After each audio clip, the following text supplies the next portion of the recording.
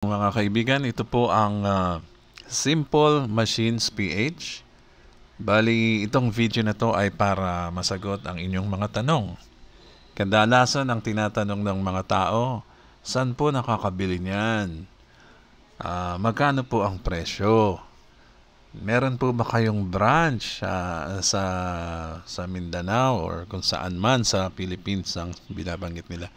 Actually, ang bawat video namin merong description po.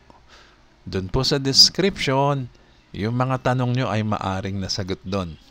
May mga nakasulat po doon, no? Kung ma-open nyo lang yung description ng video. Anyway, sagutin natin yung mga tanong kadalasan dito. Saan po nakakabili niyan? Ang proseso namin na ginagawa ay gusto namin pumunta kayo sa aming Facebook page. Hahanapin nyo lang ang Simple Machines PH. Sa Facebook, merong search input box kung saan pwede nyong makita ang itatype nyong for example, itong Simple Machines PH, itype nyo lang sa search box ay makikita nyo na po kami. Ngayon, sa Simple Machines PH, syempre dito may message button. Kaya lang hindi naka-blue, no? Kasi viewing as guest, kunwari. Kasi kami po ang admin nito, no? So, makikita nyo dyan, merong message button na naka-off lang yan dito. Pero pag kayo ang kita nito ay blue dapat yung button na yan. Mag-message lang po kayo sa amin at merong sasagot dyan kung saan makikita nyo po lahat ng information na gusto nyong malaman. Okay? Punta lang sa Facebook, hanapin ang simplemachines.ph. So ano pa ang tanong? Meron po ba kayong branch sa ganitong lugar? O kami po ay bodega lang, no? Wala po kaming mga branches. Ang mga branch namin, particularly, yung branch ng mga courier or cargo. So kung saan may mga cargo, doon po namin kadalasan pinapadala ang mga machines. Kunyari, nandyan kayo sa Cebu, o andyan kayo sa part ng Visayas or Mindanao, marami pong branches ang cargo dyan. Usually, yung mga cargoes ay nagkukumpulan yan dyan sa malapit sa port, sa mga port nyo, no? Kadalasan nandyan lang sila sa syudad. And then doon namin ipapadala ang machine para naman yung branch ng cargo ay i-deliver yan sa inyo. Usually door to door yan pagkadating doon sa branch. Basta covered lang ng kanilang mga biyahe. Ngayon, ano pa ang tanong nyo? Titignan natin isa-isa dun sa YouTube, no? Mas maganda dun tingnan yung mga tanong. Ayan. So, andito yung mga tanong na kadalasan, no? Hindi pa natin nasasagot. Magkano po ang small rice mill machine? Ito, nakalagay dito. Ang machine po namin ay hindi kami nagbabago ng price. 25 kasama na dyan ng delivery. Pagdating sa Mindanao, may kalayuan kasi yan dito. Hanggang 3,000 lang yung mailalaan namin dyan sa Mindanao. So, pag sumobra sa 3,000 ang charge ng delivery, kayo na po ang magpupuno nun. Okay po? So, 25 kasama na delivery. Usually, yung mga Luzon, Visayas, nako-cover yan namin, no? So, wala na kayong idadagdag. And then, good day, sir. Available na ba itong double funnel? Ito raw, yung blue. Yes po. Ito ay nasa kasalukuyang on the way na sa delivery papunta sa amin, okay? Kalalabas lang yan ng Port of Manila. And then paano namin makita o mapuntahan ang lugar? Pag nag-submit kayo ng order form ng aming machine doon sa Facebook, makikita nyo doon lahat ng buong detalye, no? Pati address, phone number, bank account, lahat ng details. pati yung order agreement, yung warranty, nakasulat lahat doon, kompleto po. Okay, ang address namin ay dito sa Parañaque para doon sa mga nagpa-reserve. And then sa Cavite naman namin nilalagay ang mga inventory, ang mga machines, no? Puro bodega lang 'yun. So minsan palagi doon sila nagpi-pick up ng order sa Cavite. And then dito naman sa Parañaque yung mga nagpa-reserve. Okay. So, ito naman, hi po, saan naman pwede bumili ng machine? Sa amin po, punta lang kayo sa Facebook. Gaya na sinabi ko, hanapin nyo, Simple Machines PH para ma-assist namin kayo. Ang capacity niya, sir, ang capacity niyan ay at least 150 kilo na rice sa isang oras.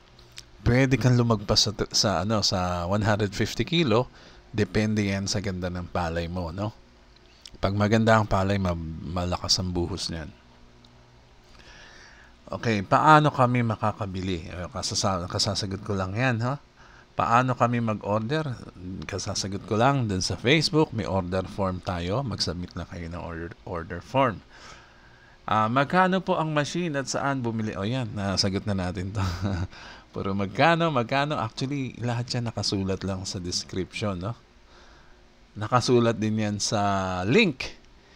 Merong link dyan sa description papunta sa aming website kung saan, dun sa aming website, kumpleto po ang detalye ng information about the machine.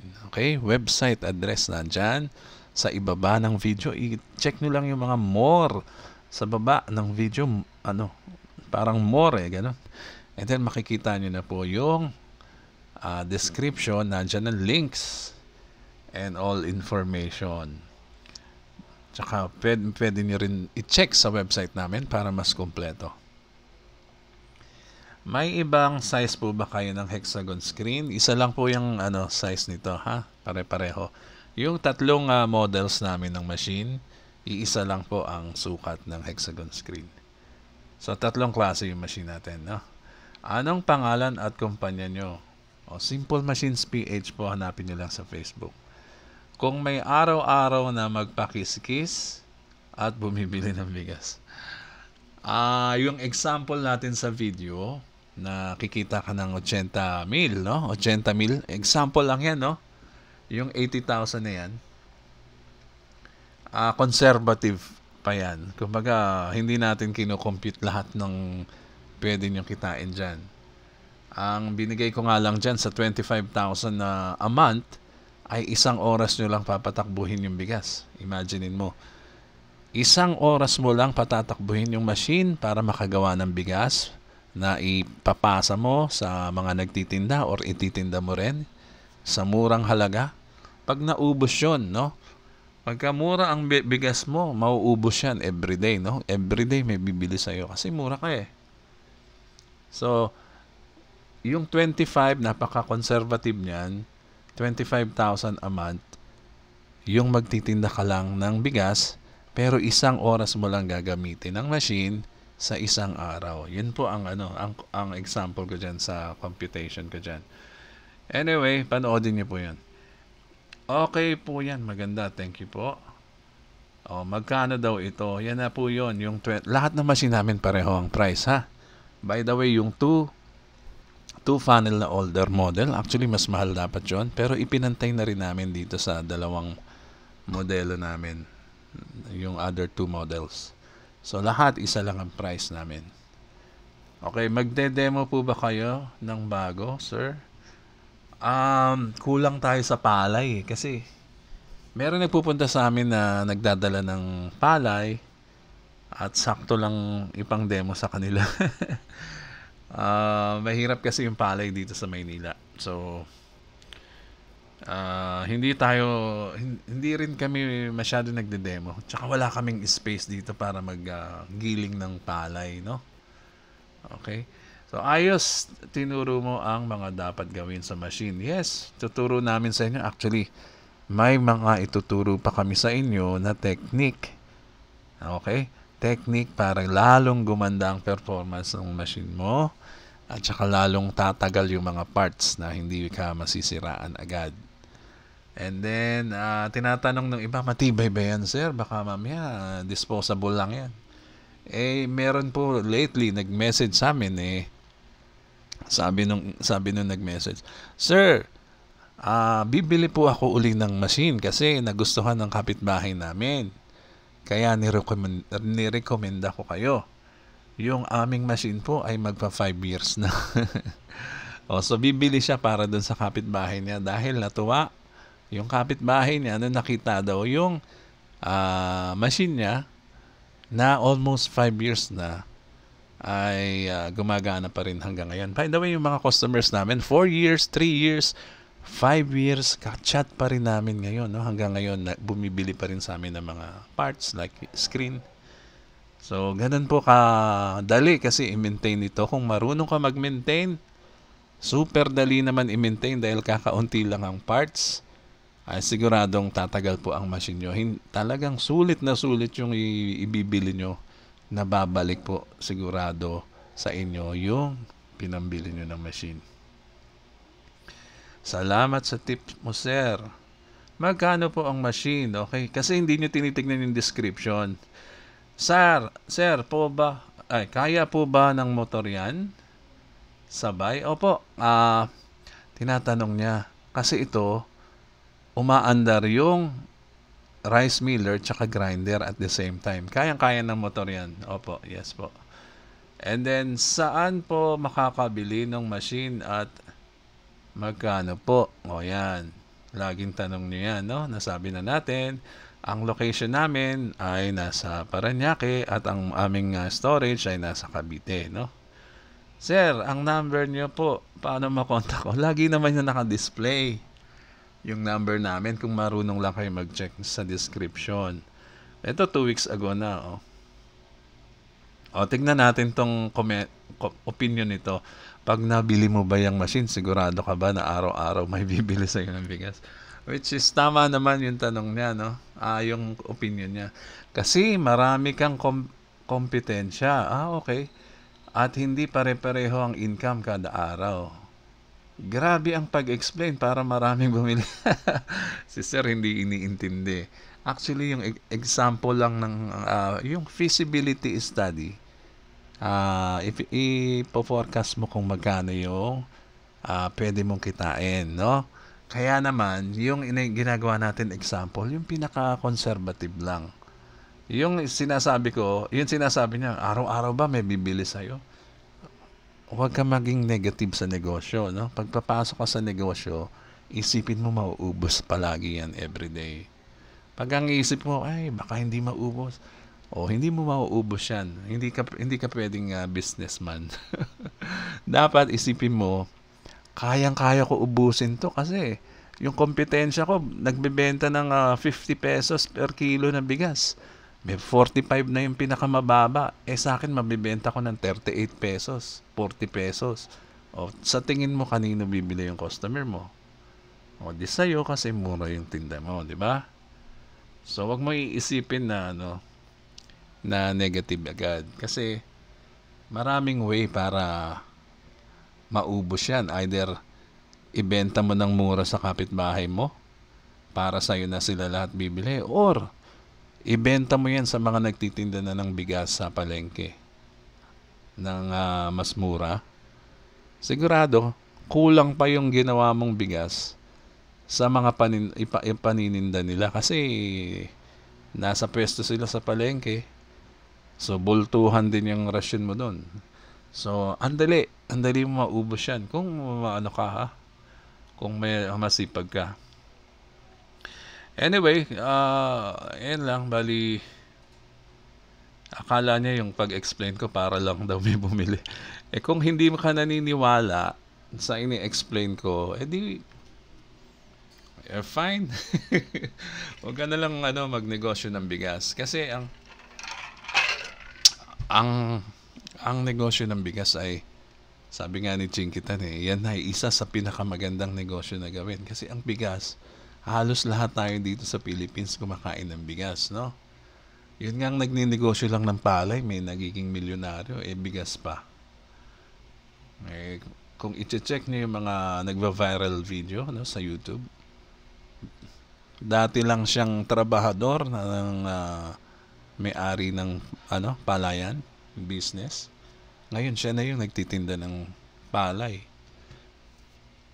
Lalo na kung bigas, Kasi ang bigas, yung palay, mako-convert mo yan sa mas mataas na presyo pag bigas na. So, napakaganda ng negosyo ng bigas po. Magkano naman ang machine kung bibili? Puro how much na yan. Magkano ang presyo ng rice mill? How much?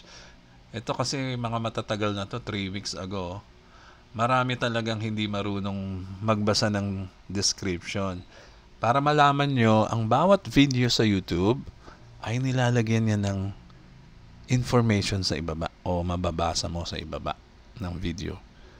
So, matuto kayo mag-click ng read more. Yan, ganyan. See more o more info. Nandiyan lang yan sa ibaba ng video. Saan makakabili? Halos pare-pareho na ang tanong. Yung stoner. Ito, magandang tanong to. Okay po itong stoner. Stoner lang ang kulang. Huwag kayong mag-aalala sa stoner na yan dahil napakadali niyan i-customize dito sa machine, Super dali niyan gawin. Meron din tayong sample stoner na video dito sa channel namin na i-post na. Huwag kayong mahahanga masyado dun sa may mga attachment, Yung komplikadong machine. Napakalaki na, Napakamahal na lang shipping cost. Para lang dun sa stoner na pagkalaki-laki na nagbabibrate. Napakasimple lang po nun. Hindi yun na rocket science gawin. Napakasimpleng-simple lang gawin nun. Meron ka lang screen, nagbabibrate siya ng bahagya at bumabagsak yung palay, nasasala yung malalaking particles o kung mga dumi man o ano man, yung mga batong malalaki. Hihiwalay. Simpleng-simple ng nung proseso nun at kayang-kaya gawin ng lahat, ng DIY. So, madali lang at gagastos ka lang ng kakapiranggot na halaga. Meron ka ng stoner niyan. Sa output, pwede mo rin lagyan ng stoner para dun sa maliliit na bato na sumasama. Okay, dun sa output, dun sa labasan ng bigas.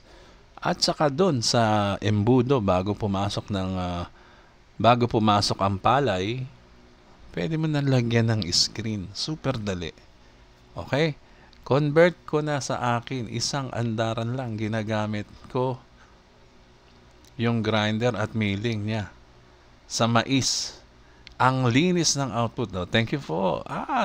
Kilala ko to si Ma'am Jennifer. Babae yan. Si Ma'am Jennifer, taga Isabela. Thank you po, Ma'am Jennifer. Ang dami. Si Ma'am Jennifer na nung una kala niya para lang sa palay yung machine, Nung nagkaroon siya ng customer nang nagpagiling sa kanya, puro mais. Sabi ko, Ma'am Jennifer, gamitin mo rin yan sa mais. Nagulat siya, ang ganda, ang lakas ng buhos ng mais. Crack corn ang nagagawa niya sa mais, So, nakuha na yung job order na maraming sako-sakong mais sa lugar nila. Ang ganda ng output sa mais. Okay? Magiging crack corn yung mais nyo. Tapos yung ipa, magiging pino na yan. Super ganda yung ito si Ma'am Jennifer, supporter namin, Super ganda yung nakuha ko sa inyong machine 2 years ago na. Thank you, Ma'am Jennifer. Like natin yan. Hindi na yung mga customers namin hanggang ngayon nagme-message pa, Hindi lang si Ma'am Jennifer. Paano po dito sa Leyte? Sa Leyte, ang dami nang nakakakuha sa amin dyan. Okay, mag-alala, napakadali lang magpadala dyan sa Leyte. At meron ding branch dyan yung aming cargo. At madali naman nila nakukuha yung machine. Tsaka, pasok na yung delivery sa price. Okay? Good day po, sir. Paano po yung mga maliliit na bato? Yan, na-explain ko na yan. I-DIY mo lang yan, sir. Pagapangin mo yung bigas sa output niya. Yung ginagapangan ng bigas. Extend mo yung screen. Meron namang screen na yon, kaya lang maiksi. Kaya yung may nakakalagpas na maliliit na bato. Although hihiwalay dapat 'yon. So para hindi lumagpas, no, hindi makalawala yung mga maliliit na bato, extend mo lang yung screen. Bili ka lang ng small piece ng screen sa hardware. Pagapangin mo doon, sir. Extend mo yung output. Sigurado ako sa iyo wala mawawala yung mga bato niyan. Okay, soon to order po. Bossing, magkano po? Ayan, nasagot na. Anyway, kadalasan lang naman ng mga tanong dito, puro how much? Imagine, sabi, okay. Bawi talaga po. Opo, kasi conservative nga lang yung example natin Kayang-kaya mo na mabawi yung machine. Yung iba nga nagdadalawang machine sa amin, nagtatatlong machine sa amin, meron pa 4 na machine. Ano lang yun, repeat order lang yun. Yung mga nagiging seryoso na okay, yung iba sa isa lang kontento na kasi pag tinatanong ko sila, nakakailang sako po kayong bigas sa isang araw? Kadalasan ang mga sagot niyan sa akin, hindi bumababa sa 20 sakong bigas na tag 50 kilo. Yan yung mga masisipag magiling, no? 20 sako na bigas. Okay, yung tip ko lang, wag niyo masyadong pagodin yung machine niyo. Lagyan niyo ng pahinga like 2 to 3 minutes in between, no? Para may time din siyang cooling, no? Hindi mag-overheat agad yung motor nyo. Kasi pag tuloy-tuloy mag-overheat talaga yan. Hi boss, asan ang information tungkol sa kung ilang oras? Kasi yan po, nasa description din namin yan ng video. Kung ayaw nyo naman basahin dyan sa description, may website kami. Opo, nandyan din sa description yung website, may link. May delivery sa Mindanao? Ay, opo. Itong Mindanao ay napakadalas may umu-order dyan sa amin sa Mindanao. Hello sir, how to order this mini rice meal? Okay, nasabi na natin. And then ito, 1 month. Hanggang dito na lang siguro. Mahaba na masyado. Maganda yan. Gusto ko rin yan. Kasi lumaki ako na nasa grade 6 may rice meal. Kami nawala lang yung okay. Dati daw sila. Okay. Nagparamdam si papa ko at nalaman na lang ng papa ko na sinanla. Istorya pala ng magulang niya. Kaya siguro memorable itong rice meal. Anyway, yan. Salamat sa komento. Machine ang mahal. Machine ang mahal. Mahal kasi hindi niya nakikita yung value. Hindi niya nakikita yung potential opportunity na magkaroon, no? Yung babalik sa iyo, no? Yung mapapakinabangan mo. Anyway, binibilo mo ba yung palay na tuyo? Syempre bibilihin mo yan ng tuyo na. Meron din ng bebenta ng basa pa daw. Di yung tuyo ang bilin mo. Okay? Pwede din po mag-visit. Yes po, pwede naman. Lalo na kung nagpa-reserve kayo. Location nyo po, sir. Sir, pag bumili ba ako ng ganyan at gagamitin ko sa bigasan business, pwede ba akong gumamit ng mga sako na nabibili? Po, pwede. Ang daming nagtitinda ng sako. Actually, ang laki ng kita dyan sa sako, no? Maraming nagbebenta ng sako sa Shopee and Lazada. Kaya hindi na namin yan isinama sa negosyo. Hayaan naman natin sila para dun sa business na sako kasi marami nang nauna dyan. By the way, kami sa Facebook ay ang kauna-unahan, actually 2. May nauna sa amin na isa. So 2 lang kami nagtitinda dati. Ngayon napakarami na kung saan nyo na makikita. Okay po. Anyway, ang machine namin ay masasabi kong kami ang nag-customize niyan ng design directly sa factory. Kami ang nag-customize para mas maganda, maging mas efficient. Magkano po sir yung mini rice meal na 2 embudo? Magkano? How to order? Nasagot na lahat. Mura lang pala. O, tama po kayo. Kung iisipin natin, super mura lang yan. Imagine, bibili ka ng cellphone. Ang cellphone na, syempre, pwede mong gamitin sa business yan. Pero bago ka bumili ng cellphone, unahin mo muna ang machine. Saka ka bumili ng cellphone pag kumikita ka na dito sa machine. O, di ba? Mas magandang cellphone pa mabibili mo. So, ganyan po ha. Gusto ko po modern yan. O, sige po, 1 month ago. Okay, China. Ang China, huwag niyong i-smallin ang China dahil hindi niyo napapansin. Halos lahat ng gamit natin sa bahay, puro galing in China. Ultimo yung cellphone na hawak mo ngayon. Check mo, China yan. Kahit pa iPhone yan, okay? Mapapansin niyo rin yung mga high-tech na sasakyan, dito na rin sa atin. Puro China yan. Kahit yung mga brand na sikat na automotive, yung mga sasakyan like Mercedes-Benz, mga Volkswagen, yung mga modern type na mga new model na naglalabasan, puro China, lalo na yung mga electric ngayon na uso, no? Na kumakalat ngayon, puro electric. Lahat doon na nagpapagawa sa China.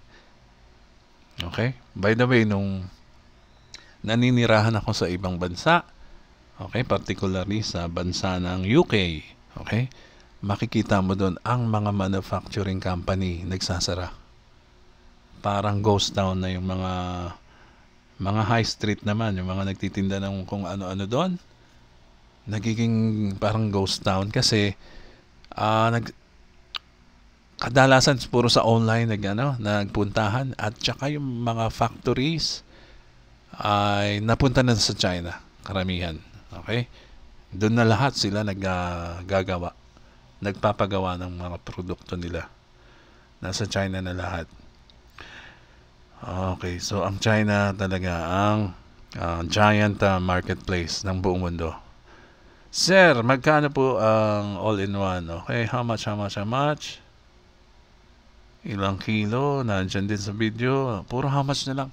Sige po, bali ganyan po ha. Kung kayo ay gustong bumili ng machine, tatandaan nyo, punta lang kayo sa Facebook, hanapin o i-search ang name ng Simple Machines PH at i-click ang magiging blue button to. Ang message button namin, okay, para ma-assist namin kayo.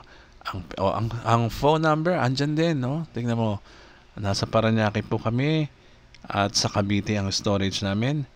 Andito po ang phone number. Ang website, nandyan din, okay? Naka-display naman lahat yan sa page. So, marami tayong posts na pictures and videos at saka mga komento ng customers. Ito, katatanggap lang ito at ang ganda ng feedback niya. Oh. Ayan, binibidyo niya, sinesend niya sa amin. Salamat kay Sir Joseph dyan. And so on, ayan, nandyan. Actually, hindi lang kami masipag talaga mag-post. Napakaraming mga customers ang nag-send sa amin yan ng mga pictures, ng mga videos. Hindi lang, minsan kasi kadalasan hindi maganda yung mga video. mas namimili kami ng mga magagandang shot, ganyan ba. At saka hindi lahat linalagay namin dito. Pero ayan kompleto naman ang information namin diyan. Pag nagte-test kami, nagde-demo, andyan ang video, ayan And then pag may pick up and deliveries, nandyan. Ang dami. Kung sa mga pictures na ganito lang, no? Ang dami-dami naming pictures na ganito. Kaya hindi na namin pinopost dahil pare-pareho lang itsura, puro boxes. So, yan po. Ito po ang Simple Machines PH. At siguro naman ay naintindihan nyo na lahat, no? At kung gusto nyo umorder, punta lang kayo dito, hanapin nyo sa Facebook at mag-message kayo sa amin. So, mag-subscribe na rin kayo sa aming dahil sa aming channel dahil marami kaming bibigay na tips sa inyo kung paano gagawin nyo dito sa mga machines nyo. Actually, tinuturoan namin yung mga customers namin na privately kung paano gagawin nila, no? Kung paano ma-improve itong machine na to. Kasi, ang dali-dali kumpunuhin ito. Ang dali rin i-DIY. So, marami pang pwedeng gawin dyan na improvements. At matutuwa talaga kayo. At yan ang binili nyo. Hindi ko naman sinabing huwag kayo bumili ng iba, no? Dahil yung iba talagang mamahali na yan. Umaabot mga 300, 400,000, ganyan. Medyo malaki na yon, no? Malalaking machine. At hindi mo kailangan talaga nun may pwesto ka na maayos, no? Naka-ready. Talagang for serious na yan, business. Ngayon, ang problema mo doon, may mga gumagawa ng 300 kilos per hour na capacity, output. 300 kilos per hour. Okay, malakas yun. Siyempre, 300 kilo per hour. Yan, ang kapalit niyan, siyempre, yung mga parts na i-maintain mo sa dami ng parts na gumagalaw, na sisira, no? So, kailangan mong i-maintain yan ng talagang babantayan ng technician yan. Okay? So, samantalang ito, kahit huwag ka na tumawag ng technician, ikaw na lang magkumpuni, walang problema, napakadali. Kung 150 nagagawa mo per hour dito, bili ka lang ng another one. Okay? Dalawang machine, edi may 300 kilos of rice ka na per hour. Sabay mapapatakbuhin. Pag nabungian ka ng screen dun sa isa, meron ka pang umaandar. Kung dalawa yung machine mo, imaginein mo. Dalawang machine nagtutulungan para sa negosyo mo. Magkaroon ng sira ang isa o nabungian ka, hihinto yung isa umaandar pa. Habang umaandar yung isa, gawin mo na yung isa kagad, salpakan mo ng another screen. Andar na naman silang dalawa. Okay, tuloy-tuloy yung negosyo. Ganun lang kasimple, no? Dali. In less than 5 minutes, makakapagpalit ka ng screen. 2 tornilyo lang.